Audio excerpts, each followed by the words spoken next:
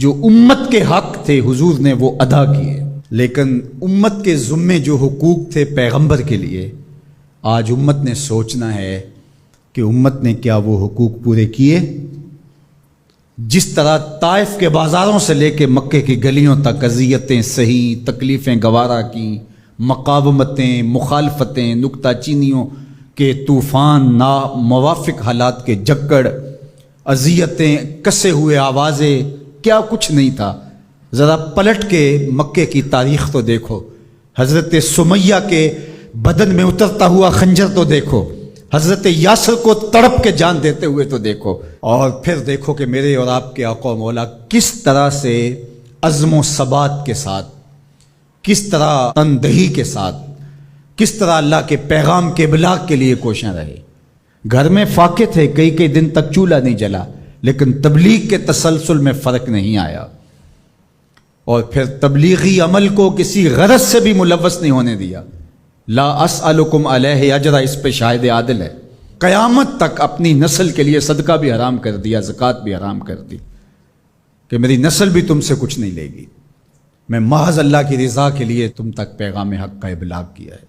جو حق تھا حضور کے ذمے امت کا، اس کو ادا کیا۔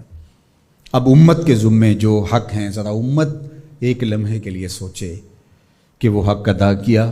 سب سے پہلا حق جو امت کے ذمے عائد ہوتا ہے وہ ہے ایمان بالرسول، نبی پر ایمان لانا۔ ایمان لانے کا مطلب کیا ہے؟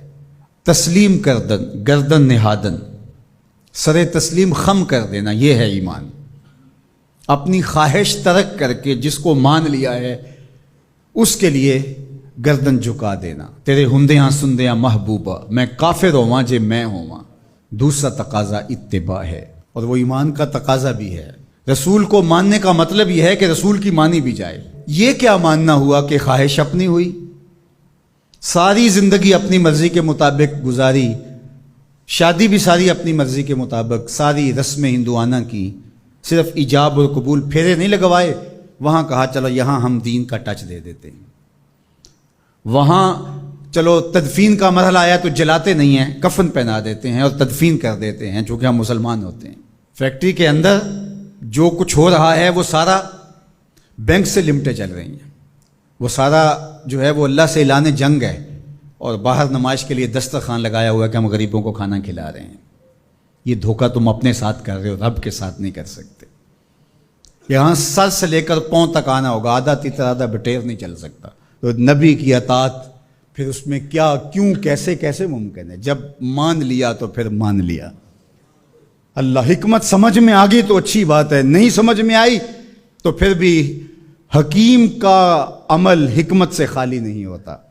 جو حکیم نے کہا اس کے پیچھے کوئی حکمت ہوگی، وہ تمہاری نظر میں ابھی نہیں آئی، کچھ وقت بعد آ جائے گی، نہ بھی آئے تو کوئی فرق نہیں۔ پھر ایمان بالغیب کس کو کہتے ہیں؟